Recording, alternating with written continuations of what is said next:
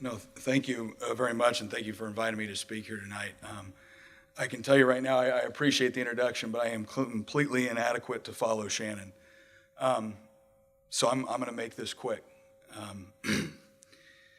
So my father was a homicide detective with the LAPD. My mother was a nurse, and it was interesting. One of the last cases that my father worked was an issue where a man had killed his wife and two of his children and had fled with the third. And they caught him and went through trial, and he's now serving 3 life sentences for that. But the impression that made on my father after a 20-year career, that being the last major case that he had worked as a detective with the LAPD,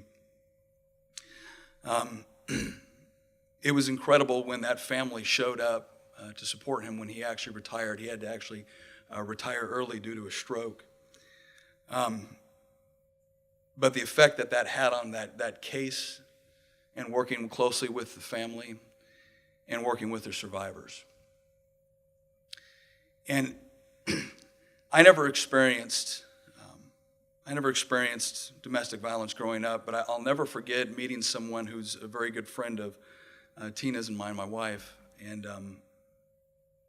it turned out that she had grown up early on where her father had used to get drunk and beat her mother, and then wake up the next day and not remember that he'd done it. And the problems that this created within the household had led to her being in a situation where she had been molested. And what amazed me about it was I just never would have known any of that about her. I never would have expected that. And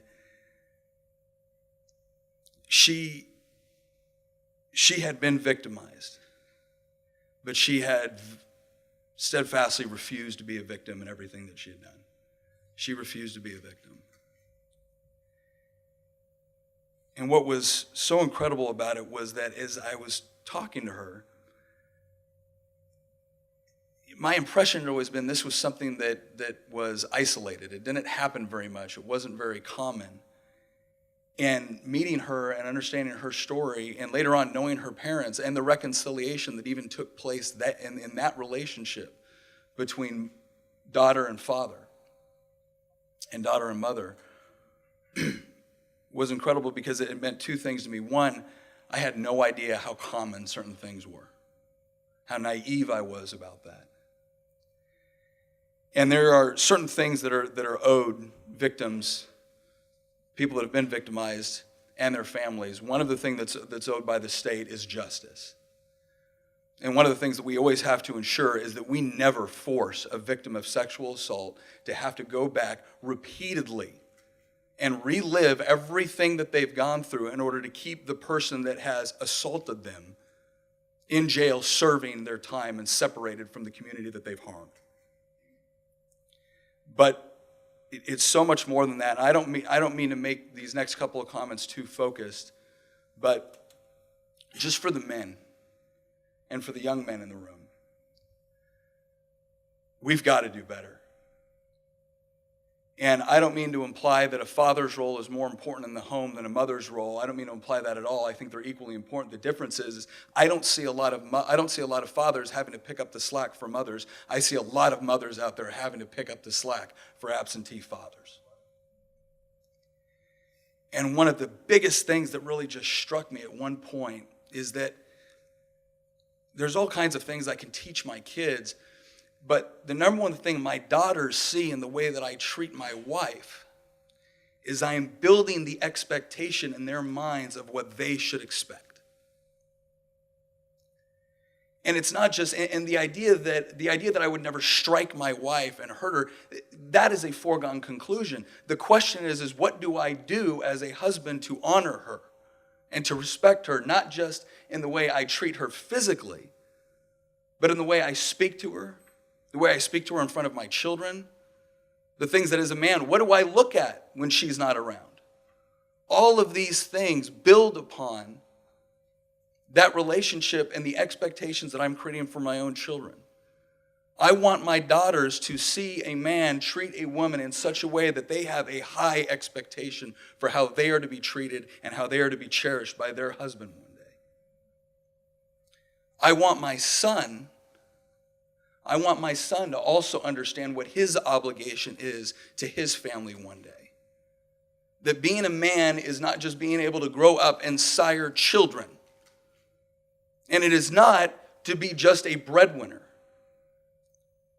That if we really want to see an environment and a community where we don't have to live in a world where this is a reality and an all too common reality, then it starts by creating that environment within the home to where young men and young women are growing up with the proper expectations of what a healthy relationship is. And for some of you that have never gotten to experience that, and you've been the one in your family that has broken that chain, that has broken with the demons or the ghosts of the past, in order to create a different environment for your children growing up, I can't tell you how much I admire you. I can't tell you how much I respect you. I had a good relationship with my father and my mother. They got divorced when I was very young, but I can't tell you the enormous amount of respect I had for a mother that stood up there and had to stand in the gap and in so many situations be both mother and father when she had only originally signed up to be one. And I can't tell you the impact it has. And even in those moments where you're seeing your children and everything that they're struggling with and the frustration, I know how much I appreciate everything that she went through in raising me and all the struggles that she fought and sticking with it. Because believe me, I was not easy at times. But again, and specifically to the young people in the room, I'm very glad that you're here. And for those of you that have been victims and have experienced this, all I can tell you is that, look, you are going to have a choice to make in how you are going to deal with your children, with your spouse, with your families. And it is your choice.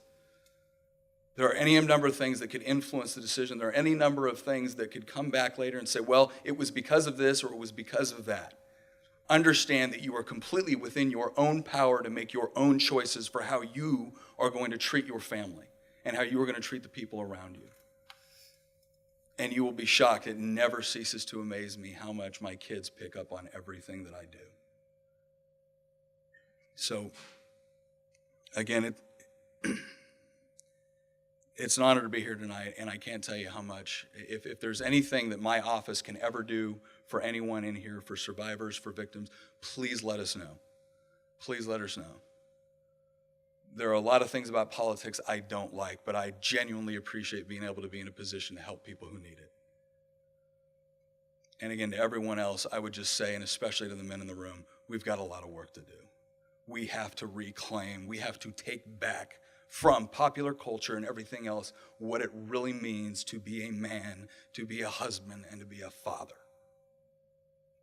So thank you very much to Shannon for all of the work that she does. Thank you all very much for being here. To Mark, to the members of law enforcement, to the members of the counselors that are here, and everything that you do. It doesn't go unnoticed, and I think it will be the difference for the next generation. So thank you very much.